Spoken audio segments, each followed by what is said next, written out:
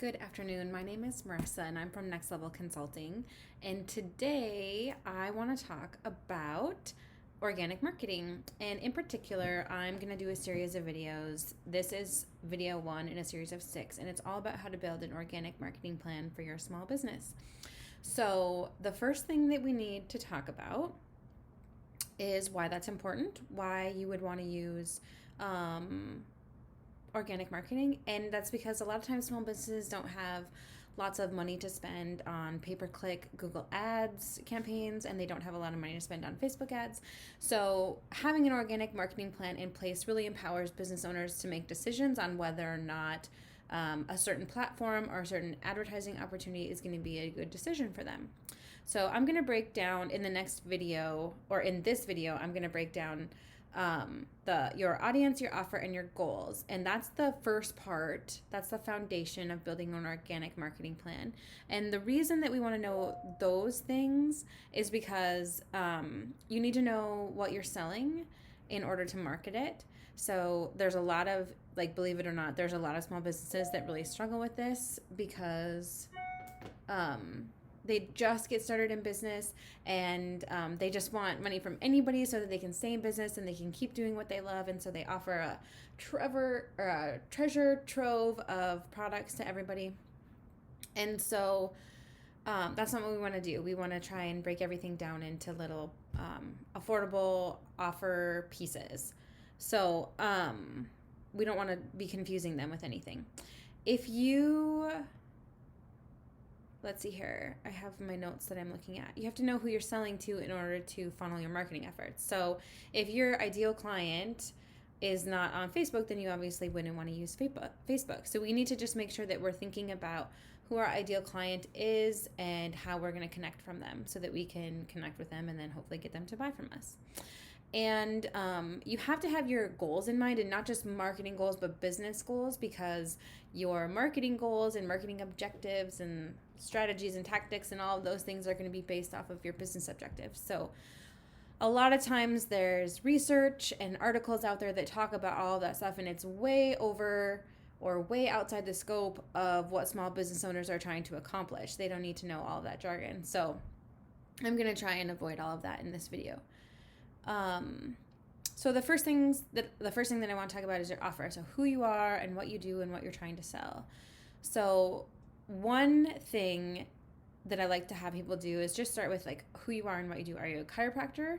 And then what do you offer? Chiropractic adjustments, acupuncture, maybe manual tissue therapies. Maybe you're a commercial cleaning company and you offer janitorial services. Very basically, what do you do?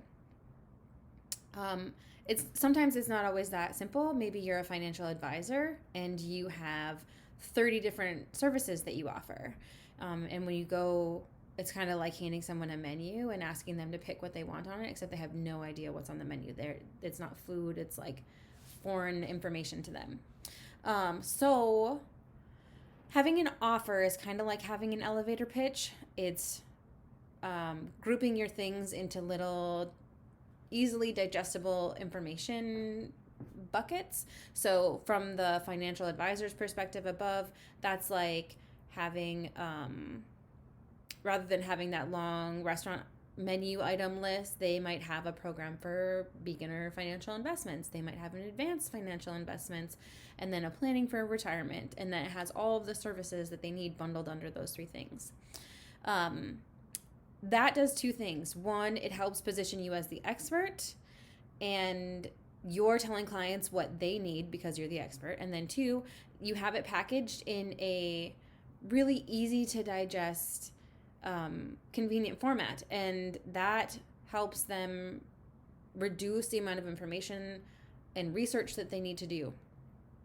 People, and especially if you're in an expert position and people are coming to you, they expect you to tell them what is best for them.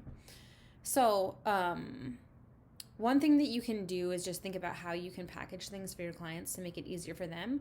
Another thing that you can do is to think about the benefit and the results that they get from each menu item, and then group your services and products according to each result and benefit. example, the reason that is important is because that helps you figure out what you're marketing, like the results and benefits are what you should be marketing versus the features of your menu items, for example. So if you're a sports chiropractor, you might do adjustments, acupuncture, and manual therapy techniques. But what you would be marketing to people is the opportunity to play sports without pain or to reach your full sports athletic potential because you have full range of motion because you're moving without impingement and things like that. So there you're marketing the benefits and the results and not just the features of each thing. So this is a really powerful exercise. We're going to do this in my Facebook group. I'm going through a free 6-week program. And it's basically all about how to create an organic marketing plan for your small business. So this is step 1. So if you want to go a little bit deeper, you can join that group. I'll link to it in the comments. The second piece is your audience. So you really need to dig deep and figure out who is in your audience and then who is your ideal client. So identifying your audience and your ideal client is going to do 2 things. It's going to help you develop tone and voice. And that basically helps you develop kind of a brand personality and helps you figure out how you want to connect with your audience members. And then it helps you make marketing decisions because you'll know what problems and concerns, likes and dislikes that your audience has. And then you can connect with them on those levels. So how do you identify who your ideal client is? And ideal client and ideal client avatar are terms that I didn't invent, obviously. I learned those from other marketing professionals. Namely, Amy Porterfield is a very big fan of the ICA. And you can create one by basically just identifying who your ideal client is and then creating a story for them. So you can go through all of the different questions. There's a ton of different exercises. We're going to go through an entire module on this in my Facebook group, but you can ask, how old are they? Are they married? Are they divorced? Do they have children? What level of education do they have? What's their vibe? What are their dreams? What keeps them up at night? What's their greatest fear? And if you can identify with all of those things, then you're going to be able to connect with your audience a lot better. There's a lot of courses out there on ideal client avatar. I've taken a lot of them, or that piece is built into a lot of courses. And unfortunately, a lot of these are by white women who didn't include race or gender identity or anything like that in their ideal client avatar. But that's definitely something that you would want to consider.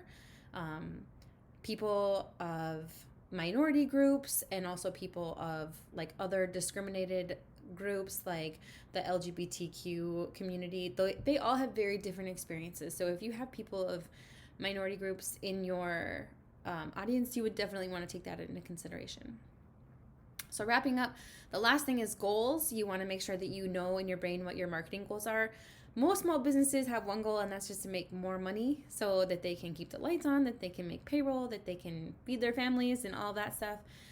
However, some people might be capped out. They might have grown so fast that now they're finally at the point where they can't take on any more new business, and so they want to do less work. They want to make the same amount of money and do less work. So you just have to identify what success looks like for you and that's going to determine your marketing efforts. So, for example, that's going to be like, if you want new business, do you just want new business in and you want the revenue from that right away? Because if that's the case, then a paid advertising strategy might be the best option for you. That might be something that you want to research. But if you want to have like a really great engaged community and super fans who buy everything that you put out, then you want to have a different marketing strategy. And if you are in a position where you want really great brand awareness, where you want everybody to know your name and you want everybody to recognize your logo, organic marketing will be very good for you. So you have to think of those things and keep that in mind as you go along.